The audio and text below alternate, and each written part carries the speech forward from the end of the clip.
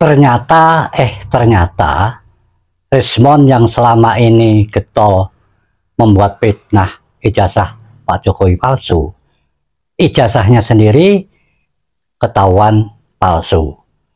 Dan sekarang si Rismond berlindung di ketiak Rizik Syihab. Mari kita lihat videonya ya, tentang penjelasan ijazah Rismond tersebut yang palsu.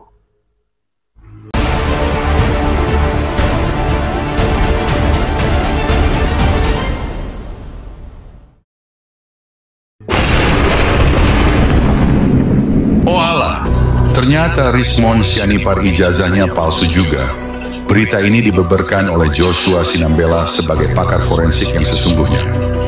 Beliau bertanya langsung ke University Yamaguchi di Jepang, yang katanya si Rismond ini menempuh gelarnya di sana, dan ternyata pihak University Yamaguchi membantah, tidak pernah memberikan gelar apapun kepada yang bersangkutan. Mari kita simak kata-kata yang disampaikan oleh Joshua Sinambela di akun Facebooknya mengenai ijazah dari Rismond Sianipar. Sejak viralnya notulen FGD komunitas kami DFIS, Digital Forensic and Infosec, yang membahas metode para ahli gadungan, banyak akun medsos penggemar si pakar gadungan yang membanding-bandingkan title dan keahlian saya dengan si pakar gadungan. Mereka teryakinkan dengan title mentereng yang disematkan si pakar gadungan di depan namanya dan CV-nya. Mereka disilaukan oleh bahasa-bahasa tingkat tinggi atau ilmiah yang digunakannya. Padahal sebenarnya zong dan tidak ilmiah sama sekali.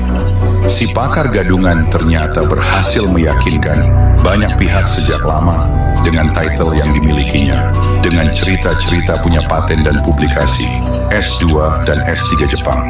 Dari informasi ex-kampus Bernaung, si pakar gadungan sejak pulang dari Jepang tahun 2007 sudah tidak melakukan tupoksi utamanya, yakni Tridharma Perguruan Tinggi, dan akhirnya diberi pilihan pensiun dan tanpa hak pensiun.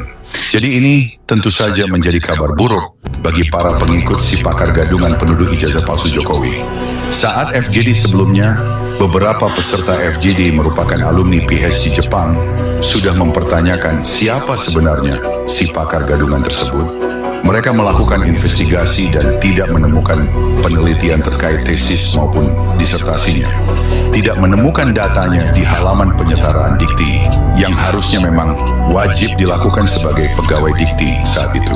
Penyetaraan ijazah ini merupakan kewajiban bagi lulusan LN yang ingin menggunakan title-nya secara sah di Indonesia. Kami juga sudah menanyakan ke seluruh library kampus Yamaguchi terkait judul-judul tesis dan disertasi yang tercantum di CV si pakar gadungan tersebut, dan dijawab tidak ditemukan seperti email terlampir. Setelah melakukan investigasi bersama tim DFIS yang beberapa diantaranya merupakan lulusan PhD tulen dari Jepang, dan menunggu konfirmasi seminggu lebih karena adanya liburan Golden Week di Jepang, akhirnya pagi ini kami mendapatkan email konfirmasi secara official melalui dari Academic Affairs Section, Faculty of Engineering, Yamaguchi University, yang menyatakan bahwa ijazah si pakar gadungan ternyata tidak pernah dikeluarkan oleh kampus tersebut. Ijazah yang pernah disubmit si pakar gadungan di instansinya ternyata diduga hasil editan, ada beberapa tipe, dan tidak mungkin ditemukan di ijazah asli, apalagi ijazah kampus Jepang. Karena tidak cukup membahas dalam satu tulisan artikel ini, maka akan kita bahas detailnya di FGD Digital Forensic and Infosec DFIS besok Jumat malam. Nah lo, ini namanya maling teriak maling. Dia sendiri yang ijazahnya palsu menuduh orang lain yang berijazah palsu. Nah, karena Pak Jokowi sudah melaporkan hal tersebut ke pihak kepolisian, si Rismond ini kelihatan sangat ketakutan.